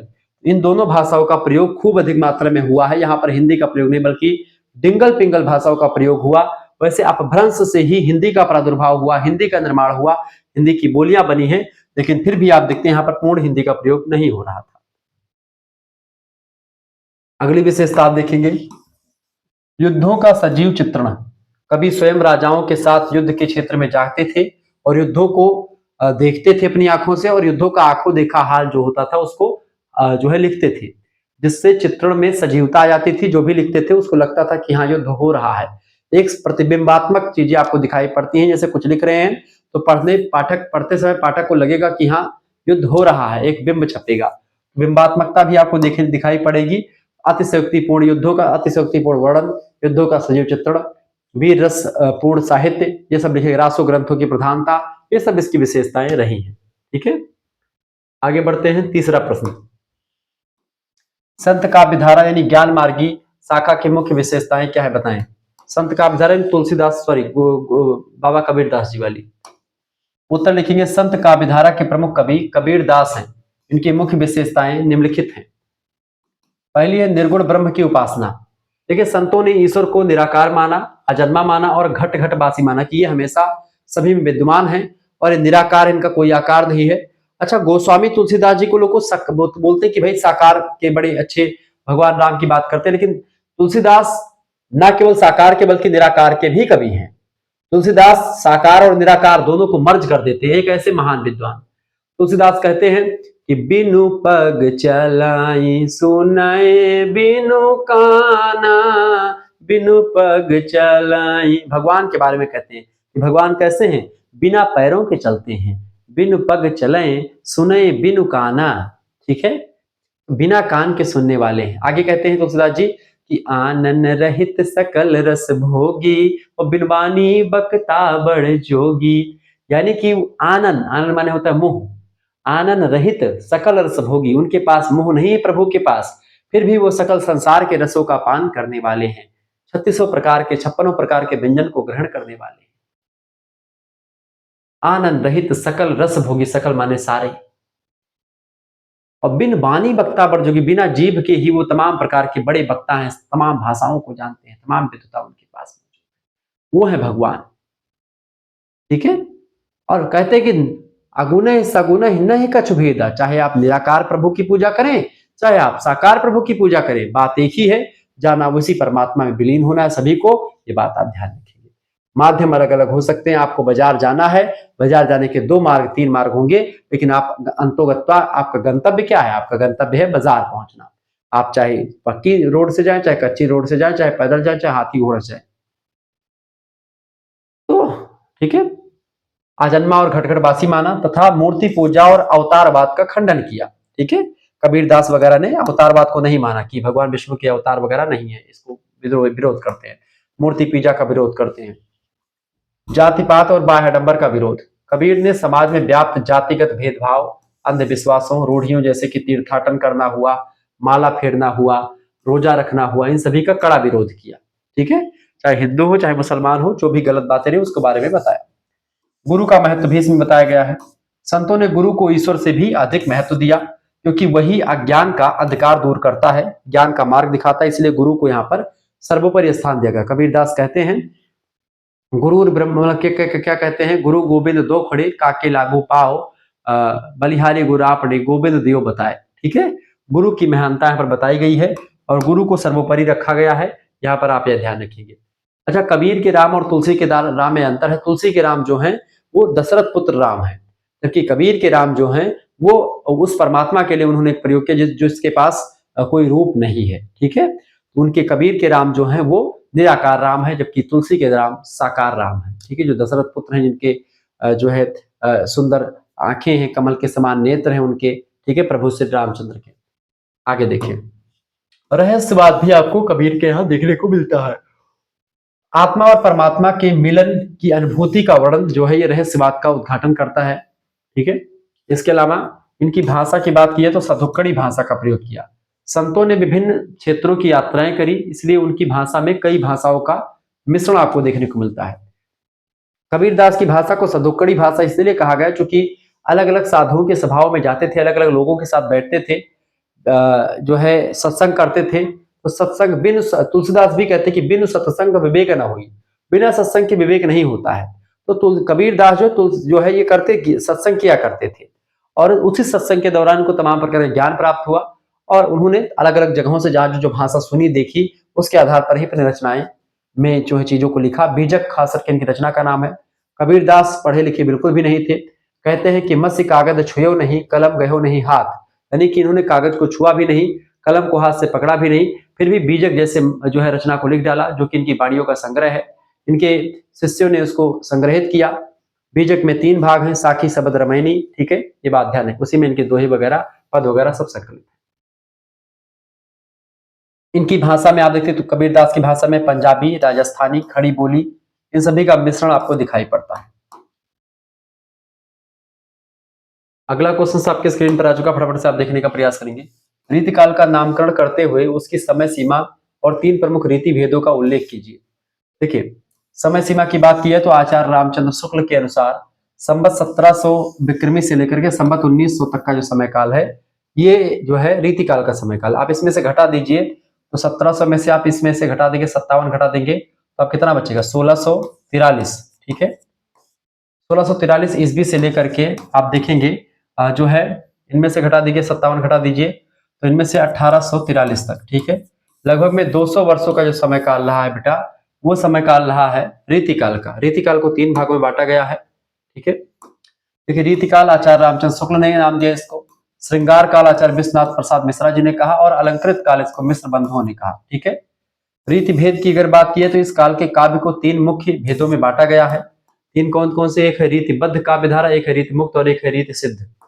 रीतिबद्ध काव्य धारा की बात करें अगर, तो वे कवि जिन्होंने काव्य शास्त्र में खास करके रस, अलंकार, नायिका भेद, इन सभी का प्रयोग खूब अच्छे तरीके से किया और लक्षण ग्रंथ भी लिखे, जैसे कि केशवदास हैं, मतिराम हैं, इन सभी को जो है रीतिबद्ध कवि के रूप में जाना जाता है, ठीक है। तो ऐसे कवि जिन्होंने रीति में बंद करके रस, छंद, अलंकारों से परिपूर्ण रचनाएं लिखी, खूब ज्यादा उसी पर फोकस किया, उन कवियों को हम रीतिबद्ध कवि कहते हैं। दूसरे प्रकार कवि हैं रीति सिद्ध कवि। वे कवि जिन्होंने लक्षण ग्रंथ नहीं लिखे पर अपनी रचनाओं में रीति के नियमों का पूर्ण ज्ञान प्रदर्शित किया, जैसे कि बिहारी लाल। बिहारी लाल को सब कुछ ज्ञान था लेकिन उन्होंने फोकस ज्यादा उस पर नहीं किया, बल्कि अपनी रचनाओं में रस, छंद, अलंकार को जरूर प्रयोग किया, लेकिन रीति से बंधी हुई रचनाएं नहीं लिखते थे। तो हो गए रीति सिद्ध कवि, ठीक है। और तीसरे वे कवि हैं जो कि रीतियों से बिल्कुल मुक्त होते थे, इनको रीति मुक्त कवि कहा गया। वे कवि जो रीति की रूढ़ियों से मुक्त होकर के स्वच्छंद भाव से लिखा करते थे, प्रेम और भावनाओं का वर्णन करते थे। ऐसे कवियों में नाम आता है घनानंद, बोधा, आलम, इन सभी का। घनानंद, बोधा, आलम ये सब ब्रेकअप के कवि हैं, इनका जो है ब्रेकअप हो चुका था। चाहे घनानंद हो, आलम हो, बोधा हो, ये सब लोग जो है प्रेम में चोट खाए हुए व्यक्ति हैं। क्लियर, ये बात आप ध्यान रखेंगे। और इन सभी की रचनाएं जो है बड़ी जबरदस्त रही। जैसे घनानंद की प्रेमिका का नाम था सुजान, ठीक है। सुजान को लेकर के बहुत सारी रचनाएं लिखते हैं वो। अगला क्वेश्चन आ चुका है, छायावाद की किन्हीं 4 प्रमुख विशेषताओं का 100 उदाहरण उल्लेख कीजिए उदाहरण के साथ। छायावाद, हिंदी साहित्य में छायावाद का समय काल जो है वो 1918 से लेकर के 1936 का जो समय काल है, लगभग 18 वर्षों का, ये छायावाद के नाम से जाना जाता है। आधुनिक हिंदी कविता की एक प्रमुख धारा है। इसकी 4 विशेषताएं निम्नलिखित हैं। प्रकृति का मानवीकरण यहाँ पर आपको खूब किया गया दिखेगा। कवियों ने प्रकृति को केवल जड़ वस्तु न मान करके उसमें मानवीय भावनाओं और क्रियाकलापों का आरोपण भी आपको किया गया दिखेगा। यानी प्रकृति का मानवीकरण, प्रकृति को मनुष्य के रूप में देखने का प्रयास। दूसरी बात है उदाहरण के रूप में, जैसे बीती विभावरी जागरी, अंबर पनघट में डूबो रही तारा घट उषा नागरी, जयशंकर प्रसाद के द्वारा लिखी गई है कि बीती विभावरी जागरी, अंबर पनघट में डूबो रही तारा घट उषा नागरी। यहाँ पर प्रकृति का मानवीकरण किया गया है, जयशंकर प्रसाद यहाँ पर बताते हैं। दूसरी विशेषता है रहस्य भाव, रहस्य भावना, अज्ञात और निराकार सत्ता यानी परमात्मा के प्रति प्रेम, जिज्ञासा और विस्मय की भावना आपको लगातार दिखेगी, तो यही रहस्यवाद है। उदाहरण के रूप में आप देखते हैं सुमित्रानंद पंत जी कहते हैं जो है, न जाने नक्षत्रों से कौन, न जाने जो नक्षत्रों से कौन निमंत्रण देता मुझको मौन। निशा निमंत्रण में आप देखते हैं, तुम त्रिंग हिमालय श्रृंग और मैं चंचल गति सुर सरिता, पंत की रचनाओं में आपको दिखेगा। तो पंत जो है ये एक प्रकार से परमात्मा प्राकृतिक चीजों में आप देखते जब से लिप्त हैं, और उसमें रहस्यवाद आपको मतलब मिल जाता है कि रहस्य कुछ है, उसी रहस्य की खोज में कवि लगातार व्यथित है। तीसरी विशेषता मतलब कि व्यक्तित्वता की प्रधानता, यहाँ पर व्यक्तित्वता है। कवि अपने अपने जीवन से संबंधित चीजों को लिख करके समाज को उससे सीख लेने के लिए प्रेरित करता है। यानी कवि की अपने जीवन की घटनाएं को आधार बना करके रचना लिखता है और उससे समाज सीख ले, ऐसा उसको एक प्रकार से लगता है। कवि ने समाज की समस्याओं के बजाय अपनी निजी भावनाओं, निजी इमोशंस, अपने सुख दुख और अपनी अनुभूतियों को काव्य का विषय बनाया और इसे समाज को सीख लेने के लिए कहा।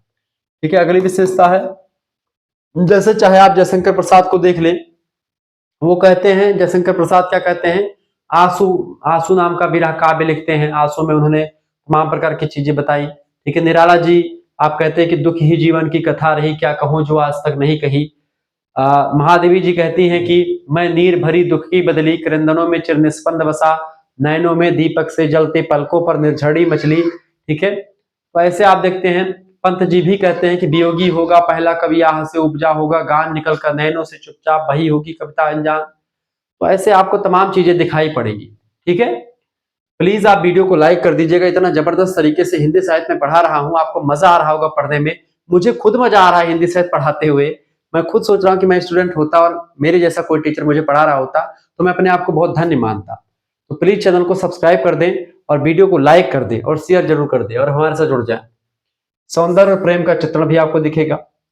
स्थूल यानी बाहरी प्रेम के स्थान पर सूक्ष्म यानी कि आंतरिक या आध्यात्मिक प्रेम के बारे में बताएगा। आध्यात्मिक और काल्पनिक प्रेम का चित्रण किया गया। महादेव वर्मा ने काव्य में वेदना और विरह की प्रधानता, ठीक है, जो है प्रधानता दी है। यहाँ पर आप देखते हैं बताया है, तो यहाँ सब चीजें आपको दिखाई पड़ती है। अगली विशेषता, अगला प्रश्न, राम भक्त शाखा के प्रमुख कवि तुलसीदास के महत्व पर संक्षिप्त प्रकाश डालिए। देखिए, गोस्वामी तुलसीदास राम भक्त शाखा के सर्वप्रमुख कवि हैं। हिंदी साहित्य में उनका महत्व अद्वितीय है।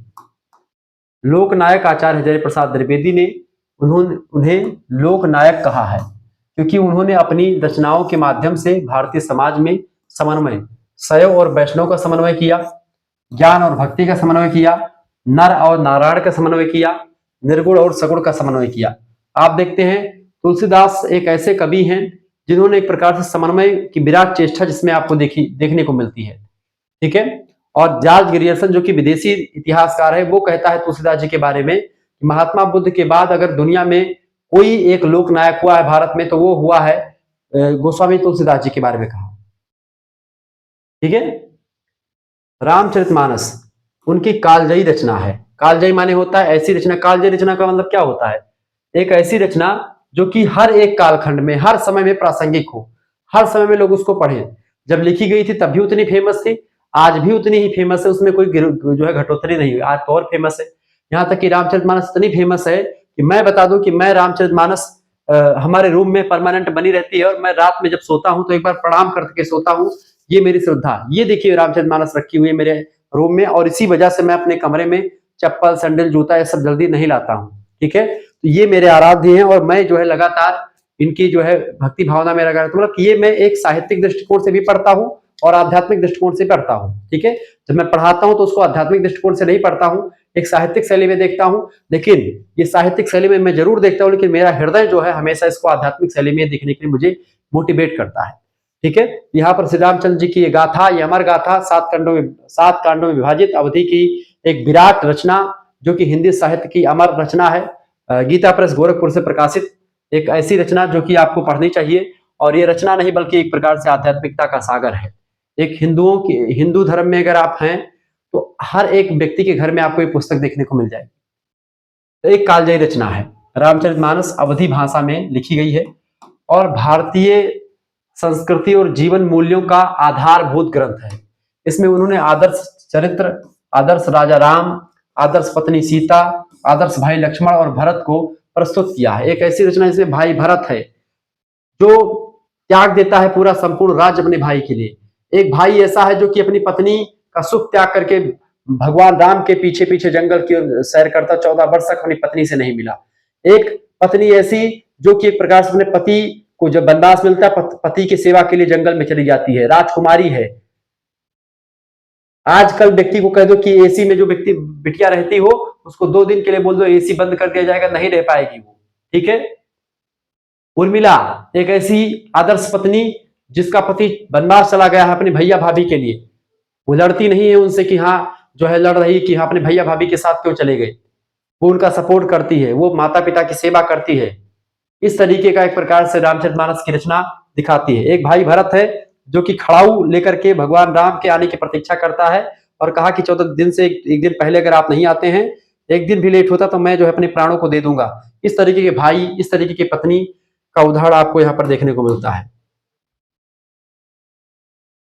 भाषा पर अधिकार, उन्होंने अवधि, रामचरितमानस और ब्रजभाषा, विनय पात्रिका, कवितावली, गीतावली, ऐसे तमाम रचनाएं तुलसीदास जी ने ब्रजभाषा में भी लिखी।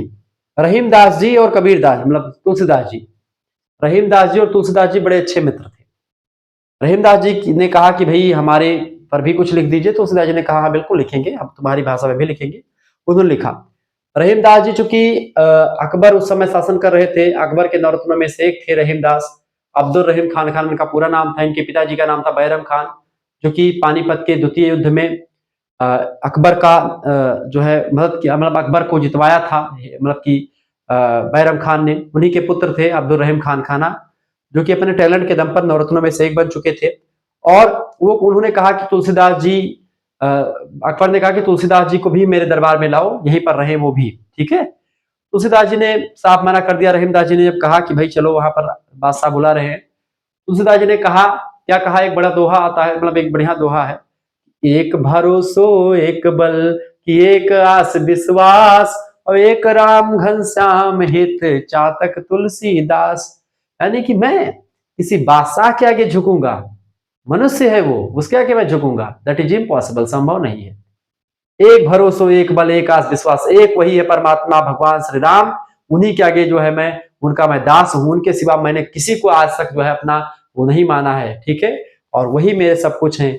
ऐसे ही आप देखते हैं कबीरदास भी कहते हैं, कबीर कूता राम का मुतिया मेरा नाव, गले राम की जेवड़ी जित खींचे तित जाऊं, यानी जब इधर खींच ले राम जी उधर मैं चले जाऊं। राम जी वो मतलब कि परमात्मा जो कि निराकार है। तुलसीदास जी के राम निराकार है, कबीरदास जी के राम, तुलसीदास जी के राम जो है साकार है, दशरथ पुत्र राम है, कबीरदास जी के राम जो है निराकार है। क्लियर। तो गीतावली, कवितावली और विनय पात्र मतलब ब्रजभाषा, ब्रजभाषा में रचनाएं क्यों लिखी, चूंकि रहीमदास जी ने कहा तो भाई कुछ लिख ही दीजिए हमारे लिए लोगों के लिए, तो ब्रजभाषा में रचनाएं विनय पात्रिका, गीतावली और कवितावली, ये रचनाएं ब्रजभाषा में तुलसीदास जी ने लिखी। और अवधि के सम्राट है ही है ये, दोनों पर समान अधिकार इनका था, चाहे वह ब्रजभाषा हो चाहे अवधि हो।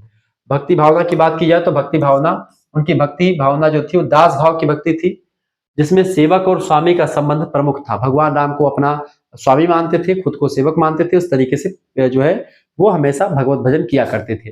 जबकि आप देखते हैं अगर सूरदास जी की बात करें तो सूरदास जी मित्र वाली भक्ति है, साख्य भाव की उनकी भक्ति है, जबकि तुलसीदास जी की भक्ति दास्य भाव की भक्ति है। आगे देखते हैं, अगला प्रश्न आपके स्क्रीन पर आ चुका है, फटाफट से आप देखेंगे। प्रश्न है, आधुनिक काल में खड़ी बोली गद्य के विकास में भारतेंदु हरिश्चंद्र के योगदान को स्पष्ट कीजिए। देखिए भारतेंदु हरिश्चंद्र सन 1850 से 1885 को आधुनिक हिंदी साहित्य और खड़ी बोली गद्य का जनक माना जाता है। उनके योगदान निम्नलिखित हैं, कई सारे योगदान हैं उनके, जैसे कि खड़ी बोली गद्य का स्वरूप निर्धारण करना हुआ। भारतेंदु जी ने खड़ी बोली को केवल भाषा न मान करके उसे साहित्यिक गद्य की प्रतिष्ठा दिलाई और उसे केवल व्यवहार के योग्य बनाया, मतलब उसे लोक व्यवहार में उपयोगी बनाया। गद्य विधाओं का विकास भी किया। उन्होंने नाटक, भारत दुर्दशा, निबंध, पत्रिका, कवि वचन सुधा, हरिश्चंद्र मैगनीज आदि अनेक विधाओं की शुरुआत भी करी, जिससे गद्य का मार्ग भी प्रशस्त हुआ। इसके अलावा राष्ट्रीय चेतना, उन्होंने अपने साहित्य के माध्यम से अंग्रेजी शासन की आलोचना की, स्वदेशी प्रेम को बढ़ावा दिया और जन सामान्य में राष्ट्रीय चेतना का संचार किया। ये सब चीजें आपको देखने को मिलेगी। भाषा शैली की अगर बात करें बाबू, तो भाषा शैली, उनकी भाषा शैली, भाषा सरल है, मुहावरेदार है और जीवंत थी, जिसमें वह जन जन तक पहुंची थी। उनके युग को पुनर्जागरण काल भी कहा जाता है। भारतेंदु हरिश्चंद्र जी के युग को गद्य काल की श्रेणी से दी जाती, चूंकि आधुनिक काल को, चूंकि इसी में गद्य का प्रादुर्भाव हुआ, गद्य का विकास हुआ। अगला क्वेश्चन आ चुका है, कृष्ण भक्ति शाखा की प्रमुख विशेषताएं क्या हैं? दो प्रमुख विशेषताओं के नाम लिखिए, सॉरी दो प्रमुख कवियों के नाम लिखिए और विशेषताएं भी बताइए। देखिए उत्तर में कि कृष्ण भक्ति शाखा के कवियों ने विष्णु के अवतार भगवान श्री कृष्ण को अपना आराध्य मान करके उनकी लीलाओं का गायन किया, वर्णन किया। आराध्य भगवान श्री कृष्ण लोक रंजक और लीलाधारी रूप, विशेष करके उनकी बाल लीलाओं और राधा के साथ प्रेम का चित्रण आपको अधिकतर मात्रा में कवियों ने किया है, इसको देखने को मिलेगा। वात्सल और श्रृंगार रस की प्रधानता आपको यहाँ पर दिखेगी। वात्सल रस क्या होता है? वात्सल रस के सम्राट कहे जाते हैं सूरदास जी। माता का अपने पुत्र के प्रति प्रेम जहां पर होता है वहां पर वात्सल रस की उत्पत्ति होती है, वात्सल वही होता है। श्रृंगार रस जो होता है प्रेमी प्रेमिका वाला होता है, वो श्रृंगार होता है। वात्सल और श्रृंगार की प्रधानता, इस काव्यधारा में कृष्ण के प्रति यशोदा का वात्सल्य, सूरदास और गोपियों का श्री श्रृंगारिक प्रेम मधुर भाव मुख्य रूप से वर्णित किया गया है। यानी कि एक तरफ गोपियों का श्री कृष्ण से प्रेम है जहां पर श्रृंगार रस का प्रस्फुटन होता है, और दूसरी तरफ माता यशोदा का अपने पुत्र भगवान श्री कृष्ण के प्रति प्रेम है जिसमें वात्सल रस की झलक मिलती है। ठीक है, आगे देखते हैं, हम इस चीजों को जानने का प्रयास करते हैं। मुक्तक काव्य, अधिकांश रचनाएं पद शैली में हैं जो गेय पद यानी गाए जाने के योग्य हैं, उन्हीं को गेय पद कहते हैं। जैसे कि पदों में लिखे हैं, जैसे कि उधो मोहि ब्रज बिसरत नाही, हंस सुता की सुंदर कगरी, अरु कुंजन की छाही, उधो मोहि ब्रज बिसरत नाही, उधो मोहि ब्रज बिसरत नाही, इस तरीके की। ठीक है, और गोपियां कहती हैं उधो से, उधो गोपी का संवाद बड़ा फेमस है। ठीक है, चर्चा करेंगे किसी दिन। भाषा की बात किए तो ब्रज भाषा का उत्कृष्ट प्रयोग जिसे सूरदास ने अपनी चरम सीमा पर पहुंचाया है। प्रमुख कवियों की अगर बात की तो प्रमुख कवियों में यहाँ पर सूरदास जी अष्टछाप के सर्वश्रेष्ठ कवि हैं। अष्टछाप में 8 कवि थे, जो कि 4 कवि जो थे वो गोस्वामी विट्ठलनाथ के शिष्य और 4 कवि वल्लभाचार्य के शिष्य थे, जिनमें से वल्लभाचार्य के शिष्य सूरदास भी थे, और 4 वल्लभाचार्य के पुत्र का ही नाम है विट्ठलनाथ। विट्ठलनाथ ने ही अष्टछाप के कवियों को इकट्ठा किया था। ठीक है, 8 कवि ये थे जो कि कृष्ण भगवान से रिलेटेड रचनाएं किया करते थे। ठीक है, और दूसरी जो है रचना मतलब की है मीराबाई, राजस्थानी लोक में प्रसिद्ध है मीराबाई, आपको सभी को पता होगा इनके बारे में। तो इस तरीके से आप लोगों ने 8 लघु उत्तरीय प्रश्नों को भी देख लिया और आपने 10 अति लघु उत्तरीय प्रश्नों को भी देख लिया, और अब आगे हम बढ़ेंगे और आगे हम जानने का प्रयास करेंगे बेटा दीर्घ उत्तरीय प्रश्नों के बारे में। ठीक है, 5 दीर्घ उत्तरीय प्रश्न मैंने रखे हैं यहाँ पर। पहला प्रश्न आप देखेंगे,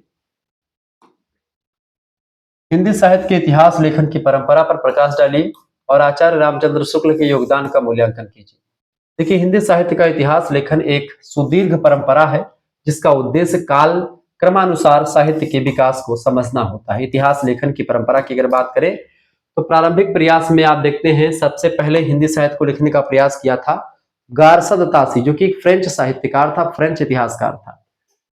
प्रारंभिक प्रयास में सर्वप्रथम फ्रेंच विद्वान गारसद तासी ने अपनी पुस्तक इस्तवार द ला लिटरेचर हिंदुस्तानी 1839 में लिखा। हिंदी और उर्दू के कवियों का विवरण फ्रांसीसी भाषा में प्रस्तुत किया इस रचना में। इसके बाद में आप देखते हैं शिव सिंह सेंगर नाम के एक इतिहासकार आते हैं, उन्होंने शिव सिंह सरोज नाम की रचना लिखी 1883 में। लगभग में 1000 से अधिक कवियों का उल्लेख अपने ग्रंथ में किया शिव सिंह सरोज में, शिव सिंह सेंगर ने, और दूसरे कवि ये बन जाते हैं, हिंदी साहित्य का इतिहास लिखने के लिए जाने जाते हैं। फिर इसके बाद में वैज्ञानिक प्रयास जो किया उसमें आते हैं डॉक्टर जॉर्ज ग्रियर्सन, उन्होंने रचना लिखी the modern vernacular literature of Hindustan, 1888 में रचना प्रकाशित होती है। पहली बार काल क्रम के अनुसार कवियों का वर्गीकरण यहाँ पर किया गया। फिर इसके बाद में मिश्र बंधु आते हैं, 3 मिश्र थे। मिश्र बंधु विनोद नाम की रचना लिखते हैं, 1913 में रचना प्रकाशित होती है, और लगभग में 5000 कवियों का परिचय आप देखते हैं इसमें लिखा गया है। तो कवियों का परिचय इसमें एकदम से सीरियल से क्रम के अनुसार सभी कवियों का परिचय यहाँ पर दिया गया है। इसके बाद में सबसे जो महत्वपूर्ण विद्वान आते हैं आचार्य रामचंद्र शुक्ल जी, इन्होंने एक प्रकार से इसका वैज्ञानिक और जबरदस्त तरीके से वर्णन प्रस्तुत किया। आचार्य रामचंद्र शुक्ल ने सन 1929 में अपना कालजयी ग्रंथ हिंदी साहित्य का इतिहास प्रस्तुत किया। हिंदी साहित्य का इतिहास ग्रंथ जो है कालजयी इसलिए कहा जाता है क्योंकि हिंदी साहित्य का इतिहास हिंदी पढ़ने वाले उन समस्त विद्यार्थियों के पास होता है जो आगे चल करके हिंदी साहित्य से कुछ करना चाहते हैं। यहाँ तक कि मेरे पास हिंदी साहित्य का इतिहास ग्रंथ रखा हुआ है। ये एक प्रकार से ग्रंथ है, ये आचार्य रामचंद्र शुक्ल जी का ग्रंथ है हिंदी साहित्य का इतिहास, बड़ा फेमस ग्रंथ है बेटा। ये ग्रंथ जो है हिंदी साहित्य से अगर आपको एमए करना है, पीएचडी करना है, टीजीटी पीजीटी करना है तो आप इस ग्रंथ को जरूर पढ़ें। ये ग्रंथ नहीं, एक प्रकार से एक हिंदी साहित्य का कहीं ना कहीं एक टॉनिक है जिसको हर व्यक्ति को ग्रहण करना चाहिए, हर व्यक्ति को इस टॉनिक को पीना चाहिए। ठीक है, तो प्लीज इस ग्रंथ को जरूर खरीदे। और ये रचना बहुत ही महत्वपूर्ण होती है हिंदी साहित्य के स्टूडेंट के लिए। कठिन जरूर है, इसको पहली बार पढ़ेंगे तो समझ में बिल्कुल भी नहीं आएगा, लेकिन हाँ धीरे धीरे पढ़ेंगे 2-3 बार तो समझ में आ जाएगा। तो हिंदी साहित्य का इतिहास प्रस्तुत किया, जो सर्वाधिक प्रमाणिक और वैज्ञानिक रचना मानी जाती है। वैज्ञानिक मतलब वैज्ञानिक पद्धति का प्रयोग करके इन्होंने जो है इस चीज को किया। उन्होंने विधेयवादी पद्धति यानी कालखंड की परिस्थितियों के आधार पर साहित्य का अध्ययन किया और वही पद्धति अपनाई जो कि खास करके वैज्ञानिक पद्धति जो कि विधेयवादी पद्धति है इतिहास लेखन की। जनता की चित्तवृत्ति यानी कि उनका मानना था कि प्रत्येक देश का साहित्य वहां की जनता की चित्तवृत्ति का संचित प्रतिबिंब होता है। रामचंद्र शुक्ल जी कहते हैं कि कोई भी देश का साहित्य जो होता है, प्रत्येक देश का साहित्य वहां की जनता की चित्तवृत्ति का संचित प्रतिबिंब होता है। उन्होंने साहित्य को जनता की बदलती हुई प्रवृत्तियों से जोड़ा। ठीक है, वैज्ञानिक काल विभाजन और नामकरण जो उन्होंने किया हिंदी साहित्य का आप देखेंगे, जैसे कि आदिकाल। आदिकाल को आचार्य रामचंद्र शुक्ल जी ने वीर गाथा काल कहा, जो कि वीरता पूर्वक रचनाएं खूब लिखी गई। संवत 1050 से लेकर के 1375 विक्रमी तक का जो समय काल है वो आदिकाल का है। उसके बाद में भक्ति काल का समय शुरू होता है। संवत 1375 से 1700 विक्रमी तक का जो है समय जो है यहाँ पर है।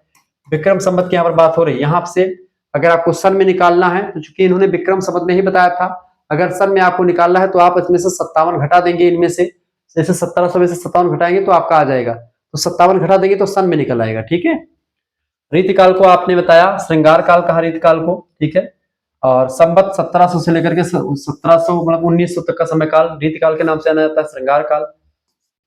और गद्य काल की अगर बात किए तो इसको आधुनिक काल कहा। संवत 1900 से लेकर के अब तक का समय काल जो है गद्य काल के नाम से जाना जाता है, आधुनिक काल। ठीक है, तो ये चीजें किया। मूल्यांकन की अगर बात की जाए तो शुक्ल जी ने कवियों और उनकी रचनाओं का केवल संग्रह नहीं किया, बल्कि उनकी प्रवृत्तियों, सामाजिक संदर्भों और आलोचनात्मक दृष्टि से उनका मूल्यांकन भी किया।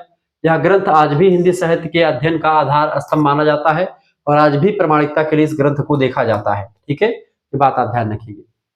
अगला क्वेश्चन आपकी स्क्रीन पर आ चुका है, फटाफट से आप देखेंगे। भक्ति काल की प्रमुख धाराओं, खास करके निर्गुण और सगुण का परिचय देते हुए उनकी विशेषताओं की तुलनात्मक व्याख्या कीजिए। देखिए, भक्ति काल 1375 से लेकर के 1700 विक्रमी तक का समय काल जो है यहाँ पर रहा है। भारतीय साहित्य का वह स्वर्णिम युग रहा है जिसमें भक्ति भावना प्रमुख रूप से रही है। यह युग दो प्रमुख धाराओं में बटा, एक निर्गुण काव्य धारा, एक सगुण काव्य धारा। निर्गुण काव्य धारा की अगर बात की है तो इसका स्वरूप, इस धारा के कवियों ने ईश्वर को निराकार माना, अजन्मा माना और सर्वव्यापी माना है। इनमें भी दो शाखाएं हैं, एक है आपकी ज्ञानाश्रयी शाखा, निर्गुण ज्ञानाश्रयी शाखा, एक है निर्गुण प्रेमाश्रयी शाखा। संत काव्य जो रहे हैं वो ज्ञान मार्गी रहे हैं, जैसे कबीर, रैदास, मलुकदास। ठीक है, ये सब इन्होंने गुरु की महत्ता पर बल दिया और जाति पात का विरोध किया। ठीक है, दूसरे जो धारा रही है हिंदी में निर्गुण शाखा की, वो रही प्रेम मार्गी धारा, सूफी काव्य जिसको कहते हैं, जैसे जिसमें जायसी, कुतुबन, मंझन, शेख निसार, ये सब लोग रहे। इन्होंने ईश्वरीय प्रेम को लौकिक प्रेम कथाओं के माध्यम से अभिव्यक्त किया, यानी प्रेम के माध्यम से ईश्वर की प्राप्ति पर बल दिया। ठीक है, और भक्ति काल की दूसरी शाखा है सगुण भक्ति शाखा। सगुण भक्ति शाखा के स्वरूप की बात की है तो इस धारा के कवियों ने ईश्वर को साकार माना, अवतार के रूप में माना और उनकी लीलाओं का गायन किया। इसकी भी दो शाखाएं, एक राम भक्ति शाखा और एक कृष्ण भक्ति शाखा। राम भक्ति शाखा की बात की तो तुलसीदास इसके प्रमुख कवि हैं। इन्होंने भगवान राम की मर्यादा पुरुषोत्तम रूप को आधार बना करके लोक मंगल और समन्वय की भाव को जगाया और हिंदी साहित्य में एक जातीय कवि के रूप में जाने जाते हैं तुलसीदास जी महाराज। आचार्य रामविलास शर्मा जी कहते हैं कि तुलसीदास हिंदी के जातीय कवि हैं, हिंदी जाति के कवि हैं। ठीक है, हिंदी जात के कवि हैं तुलसीदास जी, बहुत विद्वान आदमी हैं। कृष्ण भक्ति शाखा दूसरी शाखा है इसकी, सगुण भक्ति शाखा की। इसमें सूरदास, मीराबाई, ये सब लोग रहे हैं। इन्होंने कृष्ण भक्ति के लीलाधारी और लोक रंजक रूप को आधार बना करके वात्सल्य और श्रृंगार रस का चित्रण प्रस्तुत किया।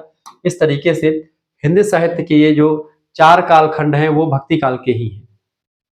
तुलनात्मक व्याख्या की अगर बात की है तो यहाँ पर आप देखेंगे विशेषता इधर लिखी हुई है, निर्गुण काव्य धारा का ये विशेषता ये, और सगुण काव्य धारा की विशेषता आपका इधर वाला ये लिखा हुआ है। ठीक है, मैं बताता हूँ। देखिए, ईश्वर के रूप की अगर बात की है तो निर्गुण काव्य धारा में निराकार ईश्वर है, नाम जप पाप प्रधान यहाँ पर रहा है।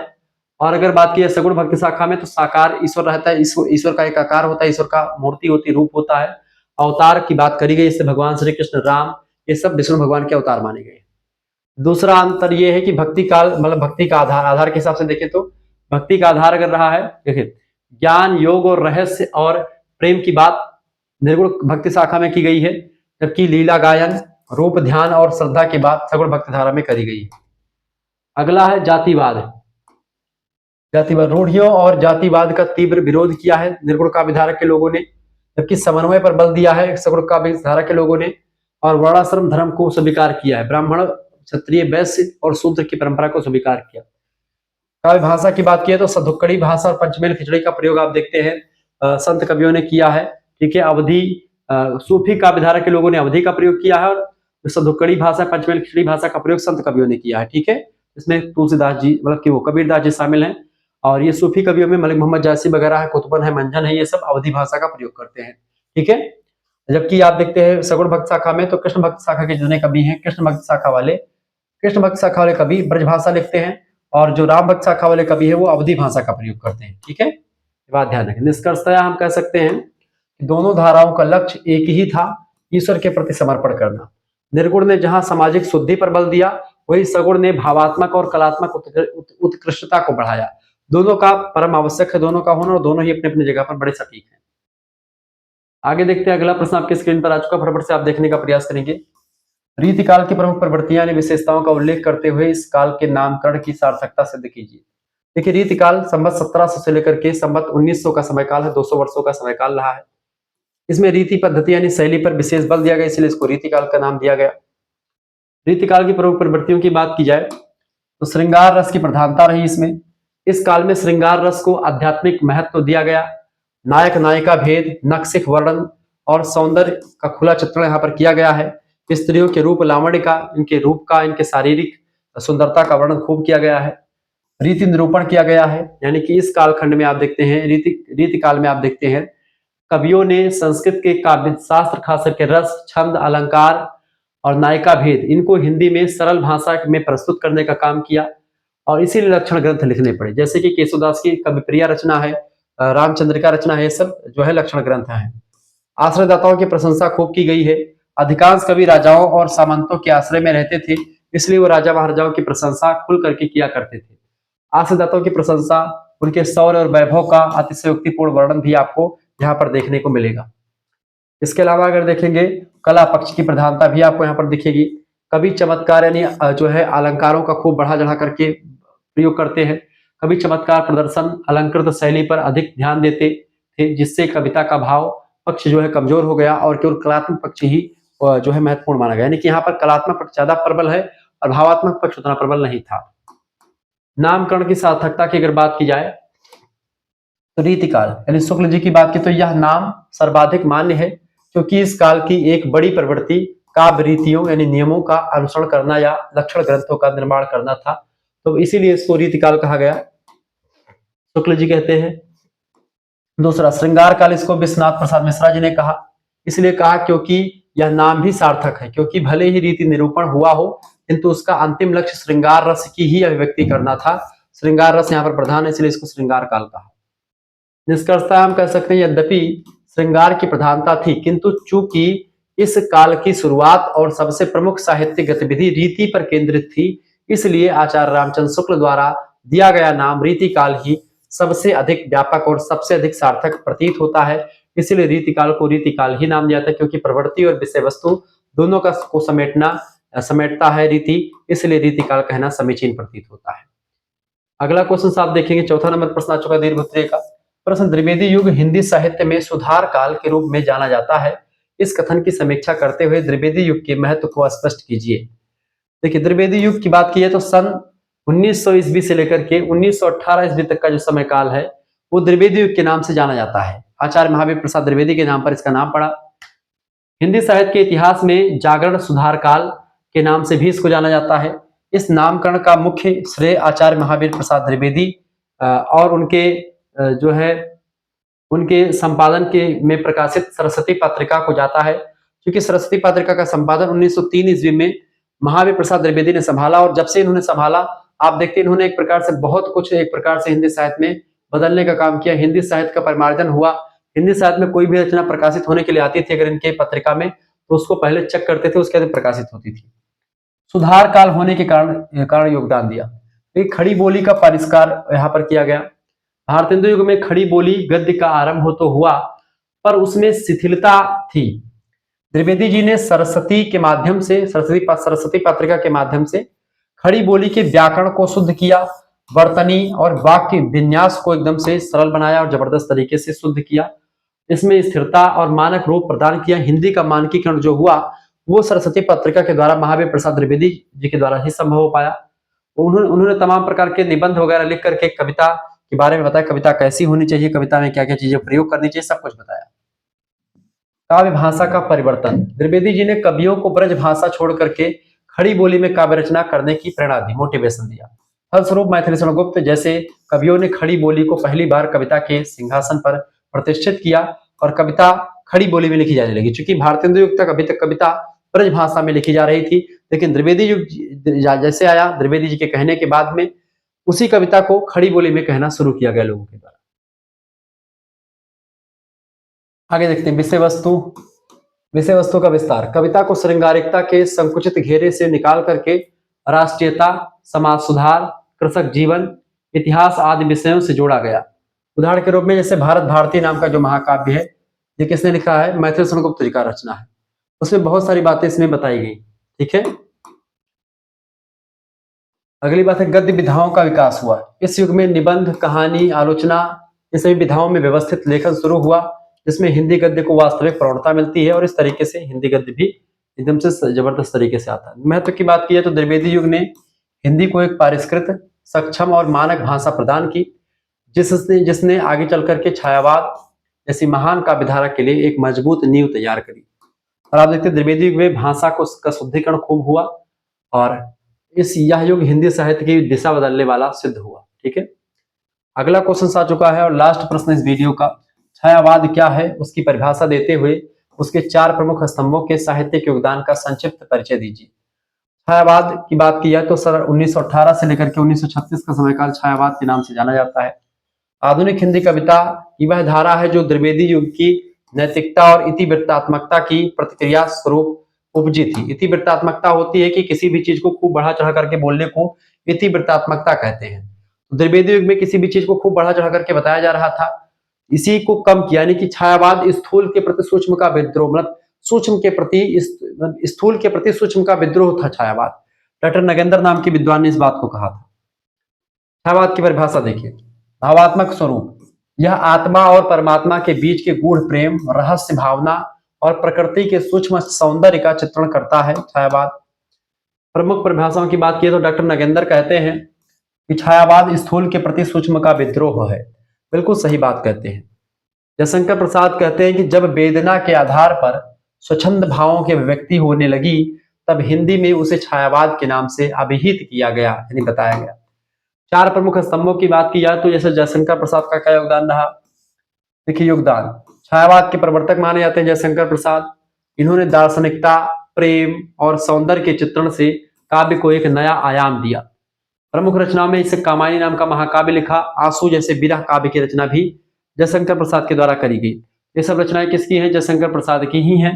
जयशंकर प्रसाद ने काफी कुछ किया छायावाद के लिए। सबसे पुरोधा और प्रवर्तक माने जाते हैं छायावाद के। दूसरे विद्वान हैं सूर्यकांत त्रिपाठी निराला जी। योगदान इनका यह रहा कि इन्होंने छंदों के बंधन को तोड़ करके मुक्त छंद का प्रयोग सबसे पहले किया, सूर्यकांत त्रिपाठी निराला जी ने। इनमें विद्रोह, ओज और क्रांति का स्वर प्रमुख है, इसीलिए इनको ओज का कवि भी कहा जाता है। इनकी प्रमुख रचनाओं में राम की शक्ति पूजा, सरोज स्मृति, जो इनकी पुत्री थी सरोज, उन्हीं की मृत्यु के बाद में उनकी याद में लिखी गई रचना है सरोज स्मृति। एक नए आधार पर लिखी गई रचना है, एक लंबी कविताओं का श्रेय भी इन्हीं को जाता है। तीसरे विद्वान है सुमित्रा नंदन पंत, प्रकृति के सुकुमार कवि कहे जाते हैं ये। योगदान इनका है कि इन्हें प्रकृति का सुकुमार कवि कहा जाता है। इन्होंने प्रकृति के मनोहारी, कोमल और कलात्मक रूपों का चित्रण किया है। प्रमुख रचना की बात की जैसे पल्लव, बीड़ा, गुंजन, ग्रंथि, ऐसे तमाम प्रकार के ग्रंथों को लिखने वाले विद्वान है ये। और अगली विद्वान है वो है कवित्री महादेवी वर्मा जी। इनका योगदान ये है कि इन्हें आधुनिक युग की मीरा भी कहा जाता है। महादेवी वर्मा जी को। इनके काव्य में पीड़ा, वेदना और रहस्य भावना की मार्मिक अभिव्यक्ति भी आपको देखने को मिलेगी। प्रमुख रचनाओं की बात करें तो नीरजा, यामा, यामा पर इनको ज्ञानपीठ पुरस्कार साथ मिल चुका है। तो नीरजा, यामा और अतीत की चलचित्र स्मृति की रेखाएं, तमाम प्रकार की रचनाएं इन्होंने लिखी हैं। बहरहाल ये कविताओं के मतलब की ये काव्य की रचनाएं जो यहाँ पर लिखी हैं। निष्कर्षतः हम कह सकते हैं कि इन चारों स्तंभों ने मिलकर के हिंदी कविता को सूक्ष्मता, कल्पना, सौंदर्य और मानवीय अनुभूतियों की गहराई प्रदान करी, जिससे यह विश्व साहित्य के समकक्ष सम्मान पूर्वक खड़ी हो सकी। और इस तरीके से छायावाद हिंदी साहित्य का एक जबरदस्त या आधुनिक युग का स्वर्ण युग कह सकते हैं इसको। इस तरीके से आप लोगों ने इन चीजों को पढ़ा, जाना। अगर आपको ये पूरी पीडीएफ प्राप्त करनी तो आप पीडीएफ प्राप्त कर सकते हैं। ऐसे तमाम पीडीएफ हमारे पास अवेलेबल है। 9161936062 इस नंबर पर आप व्हाट्सएप पर एसएमएस कर दीजिएगा। मात्र 100 रुपए में पूरा कोर्स आपके लिए व्यवस्थित कर दिया गया सभी सब्जेक्ट का। केवल हिंदी नहीं बल्कि Hindi, geography, Sanskrit, political science सभी सब्जेक्ट का आपको मिल जाएगा। अपना नाम, अपनी यूनिवर्सिटी का नाम, अपने सब्जेक्ट नेम, आपके सेमेस्टर में अपने सेमेस्टर का नाम लिख करके इस नंबर पर व्हाट्सएप पर एसएमएस कर दीजिएगा। जैसे ही व्हाट्सएप पर एसएमएस करेंगे आपके पास एक क्यूआर कोड भेजा जाएगा। उसी क्यूआर कोड पर आपको मात्र 100 रुपए फीस जमा करके उसका स्क्रीनशॉट हमारे पास सेंड करना होगा। उसके बाद में आपको व्हाट्सएप ग्रुप से जोड़ दिया जाएगा। वहीं पर आपको लाइव क्लास की लिंक, ठीक है, लाइव क्लास की लिंक, वीडियो लेक्चर्स, ठीक है, PDF notes, model paper, revision class, marathon class, previous year question paper solve में सब कुछ आपको मिलेगा मात्र और मात्र इसी 100 रुपए फीस में। केवल एक सब्जेक्ट का नहीं बल्कि सभी सब्जेक्ट का मिलेगा। जैसे आपका इस geography, political science, Hindi, history, Sanskrit, अंग्रेजी, शिक्षा शास्त्र, समाज शास्त्र, अर्थशास्त्र, मनोविज्ञान सभी सब्जेक्ट का आपको मिलने वाला है। को करिकुलर का भी आपको मिलेगा जिसमें आपका फूड न्यूट्रिशन शामिल है या फिर आपका फर्स्ट एड एंड हेल्थ शामिल है, ठीक है, दोनों का आपको मिल जाएगा। जो भी आपका होगा वो सब मिल जाएगा। और इसका तो पिछले 5 वर्षों के क्वेश्चन पेपर सॉल्व करके मैंने रख लिया है, वो सब आपका पूरा पीडीएफ हमें मिल जाएगा और आंसर के साथ पूरी पीडीएफ आपको मिलेगी, विथ आंसर पूरा प्रैक्टिस सेट मिलेगा। तो कहीं से कोई किताब सीरीज आपको खरीदने की जरूरत भी नहीं पड़ेगी, सब कुछ आपको मिलेगा। आपने यह लेक्चर देखा होगा, कैसा लगा इसका पीडीएफ तुरंत आप निकाल मतलब ये पढ़ सकते हो आप। जैसे पीडीएफ, जैसे एक बार क्लास देखिए उसके बाद पीडीएफ पढ़ लीजिए, आप पेपर देने जाइए, आपका काम हो जाएगा। और बहुत कुछ आज की वीडियो के माध्यम से मैंने आपको बताया। ऐसे ही हम आपको बताते रहेंगे। मिलते हैं फिर नेक्स्ट वीडियो में, तब तक के लिए जय हिंद, जय भारत। आप सभी का बहुत बहुत धन्यवाद हमारे से जुड़ने के लिए। ये बात ध्यान रखेंगे कि ये पेमेंट आप किसी दूसरे से भी करवा सकते हैं। अपने घर में कोई चलाता हो, कोई बाहर का चलाता हो, आप किसी से भी फीस जमा करवा सकते हैं, ठीक है। आपका जो नंबर होगा जोड़ दिया जाएगा। और अगर आप, हाँ, ये एक बात और ध्यान रखें, जो बच्चे चाहते हैं गुरुजी हम आप ही से फर्स्ट सेमेस्टर और सेकंड सेमेस्टर दोनों पढ़ना चाहते हैं, तो हमारे लिए क्या व्यवस्था है, तो फर्स्ट एंड सेकंड दोनों के लिए जो बच्चे जुड़ेंगे उनके लिए बहुत बम्पर ऑफर है इस समय। उनके लिए मात्र 150 रुपए फीस है, ठीक है। यानी फर्स्ट सेमेस्टर का केवल फीस 100 रुपए है, तो सेकंड सेमेस्टर का फीस भी 100 रुपए ही होगा। तो दोनों का फीस अगर जोड़ेंगे तो कितना हो जाएगा, 200 रुपए फीस बन रहा है। लेकिन अब 200 रुपए नहीं लगेगा, अगर एक साथ आप जुड़ते हैं तो मात्र और मात्र 150 रुपए फीस में आपको पूरा फर्स्ट सेमेस्टर की तैयारी और उसके बाद पूरा सेकंड सेमेस्टर जब तक पेपर नहीं हो जाएगा आपका जुलाई, अगस्त, सितंबर तक, तब तक पढ़ाया जाएगा वहां पर, ठीक है, अगले महीने 2026 तक। तो ये आपका फर्स्ट और सेकंड का दोनों का जोड़ेंगे तो केवल 150 रुपए। तो आप एक बार बोल लीजिए गुरुजी हमको फर्स्ट और सेकंड का चाहिए जो 150 रुपए वाला कोर्स है। तो आप जब आपको एसएमएस तभी करना व्हाट्सएप पर जब आपको कोर्स में ज्वाइन होना हो, तो बिना मतलब के प्लीज एसएमएस ना करें, ये बात आप ध्यान रखेंगे। तो तुरंत एसएमएस कीजिए, देर मत कीजिए और तुरंत जुड़ जाइए। क्योंकि अगर आप एक सब्जेक्ट की सीरीज खरीदोगे तो कम से कम आपका 60 रुपए की एक सीरीज आती है, 200 रुपए की किताब आती है। तो आप उसको खरीदेंगे तो सभी सब्जेक्ट की आप जैसे 5 सब्जेक्ट की सीरीज आप लेंगे तो कम से कम कितना हो जाएगा आपका 6×5=30, 300-400 रुपए आपके खर्च हो जाएंगे। लेकिन अगर आप मुझसे मात्र 100 रुपए फीस जमा करेंगे तो आपको 5 सब्जेक्ट की जो है नोट्स मिलेंगे, पेपर्स मिलेंगे, मॉडल पेपर्स मिलेंगे, पिछले साल के सब कुछ मिलेगा मात्र 100 रुपए फीस में। और 150 रुपए में पूरी class, live class, revision class, second वाला भी मिल जाएगा, फर्स्ट वाला भी मिल जाएगा। तो जो भी आपको जुड़ना है, जो भी आपको करना है, आप तुरंत करें, तुरंत देर ना करें बिल्कुल भी। मात्र 100 रुपए फीस में आपको पूरी व्यवस्था, को करिकुलर का भी पूरा, माइनर मेजर सब कुछ मिलेगा। धन्यवाद, मिलते हैं फिर नेक्स्ट वीडियो में, तब तक के लिए जय हिंद, जय भारत। आप सभी का बहुत बहुत धन्यवाद। वीडियो को लाइक कर दीजिएगा, चैनल पर अगर नए हैं तो प्लीज चैनल को सब्सक्राइब कर दीजिएगा। ये बात और ध्यान रखेंगे कि हाँ, ये जो आपको बता रहा हूं मैं, ये सभी विश्वविद्यालयों के लिए जरूरी है। जैसे राम मनोहर लोहिया विश्वविद्यालय, वीर बहादुर सिंह पूर्वांचल विश्वविद्यालय, महात्मा गांधी काशी विद्यापीठ, जननायक चंद्रशेखर बलिया विश्वविद्यालय, महाराजा सुहेलदेव देव आजमगढ़ विश्वविद्यालय, मासा कुंभरी Saharanpur, Raja Mahendra Pratap Singh state university, M J प्यारे बरेली रोहिलखंड विश्वविद्यालय, डॉक्टर भीमराव अम्बेडकर आगरा विश्वविद्यालय, ठीक है, बुंदेलखंड यूनिवर्सिटी झांसी, प्रोफेसर अजू भैया स्टेट यूनिवर्सिटी लखनऊ विश्वविद्यालय, ठीक है, मां पाटेश्वरी बलरामपुर डीडी यूनिवर्सिटी, ठीक है। इसके अलावा आपका चौधरी चरण सिंह मेरठ विश्वविद्यालय, छत्रपति शिवाजी महाराज कानपुर विश्वविद्यालय, ऐसे तमाम प्रकार के विश्वविद्यालयों के लिए इंपॉर्टेंट है। बिहार विश्वविद्यालय, राजस्थान विश्वविद्यालय, झारखंड, ठीक है, उत्तराखंड, सभी के लिए चूंकि हिंदी साहित्य के इतिहास या हिंदी काव्य कुछ भी आपको पढ़ना हो, आप ये लेक्चर को देख लीजिएगा और भी तमाम सारे लेक्चर्स आपको मिलते रहेंगे। बहुत बहुत धन्यवाद। प्लीज वीडियो को लाइक करें, शेयर करें, क्योंकि सभी यूनिवर्सिटीज का, सभी कॉलेज से संबंधित आपका ये पीडीएफ नोट्स वाला कोर्स आपको ज्वाइन करना चाहिए। मात्र 100 रुपए में 91 61 93 62 पर व्हाट्सएप पर एसएमएस करें। बहुत बहुत धन्यवाद।